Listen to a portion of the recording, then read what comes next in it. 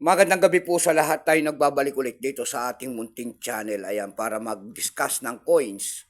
Kung magkano ng kanyang presyo sa ating mga online selling. Isa naman tayong kolektor. Magandang gabi po sa lahat ng kolektor. Ayan, mga numismatis po. Ayan.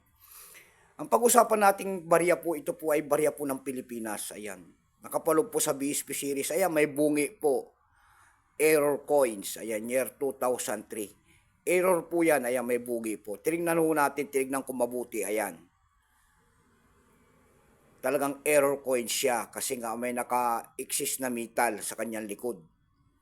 Ayan. At pag ano nyo naman ay bungi. Ayan. May bungi siya. Ayan sa kanyang gilid. Ito kaya tinawag na error coins. Ito po ay year 2003. Tignan natin ang kanyang presyo. Baka mayroon kayong mga ganyan. Ang hinahanap natin dito ay year 2006. Ayan. Update price natin ito. Pero itong ating hawak, ito po ay error coins. Ayan.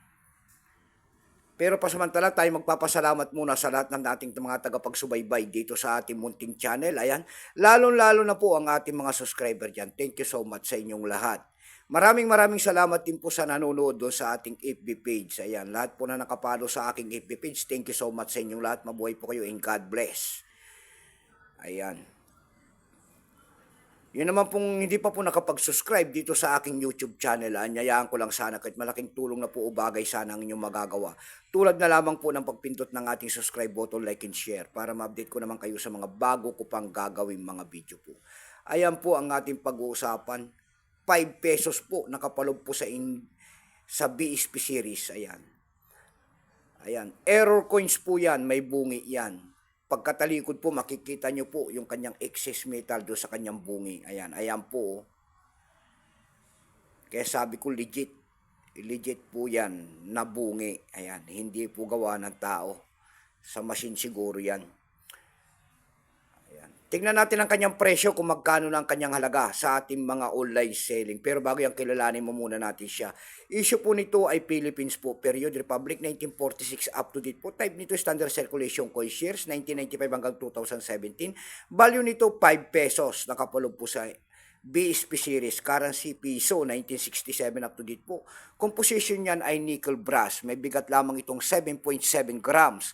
May habang 27 mm. May kapal po naman itong 1.87 mm hugis po. Siyempre bilog orientation ay middle alignment.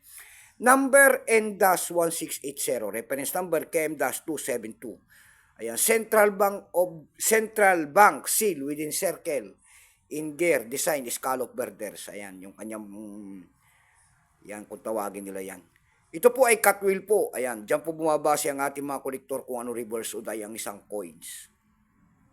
Ito pong year 2003 na ito po ay 19%. Ayan, wala pa po may pakita ang ating Bangko Sentral sa barya na ito kung ilang piraso ang kanilang ginawa. At ito po ay ating ginagamit pa. Kaya wala pa po. Pero may price na po yan doon sa ating numista rin. Ayan, binigyan na po ng presyo. Ayan, wala siyang mint mark. Ayan. Ayan po, wala siyang mint mark. Ayan, ayan, wala siyang mint mark. Ayan, bukod tangi lamang po nagalos yan. Tinignan ko na yan, wala rin siyang mint mark. Ayan. May presyo na po yan doon sa numista kung tawagin nila na binigyan na po ng presyo ng ating mga kolektor. Yung kanyang very fine po ay pagkakahalaga po ng 15 pesos. Extra fine 15, almost a circulated 15. Ayan. Doon sa ating eb.com, ayan, sa eb.com po, mayroon tayong nakita doon na nagbebenta nito na no mint mark, ayan, katulad nitong hawak natin. Bukod sa walang mint mark, may bungi pa po yan, ayan. Kaya error coins. Error coins yun, no mint mark daw, binibenta niya ng $14 doon nakapaskil. Mayroon na rin tayong nakita doon na $4.99, yung pinakamababa pa, $2 na. Dako naman tayo sa Carousel PH, error coins din ang kanyang binibenta, wala rin mint mark. Pero dalawang error tong atin. Walang mint mark at saka may bungi po. Ayan. 600 pesos ang kanyang binibenta sa Carousel PH. Mayroon naman tayo nakita doon nagbebenta nito ng 350 pesos. Nasundan po yan ng 240 pesos lamang. Ayan lamang po ang ating may babaging kanyang presyo. Keep safe po sa lahat in God bless.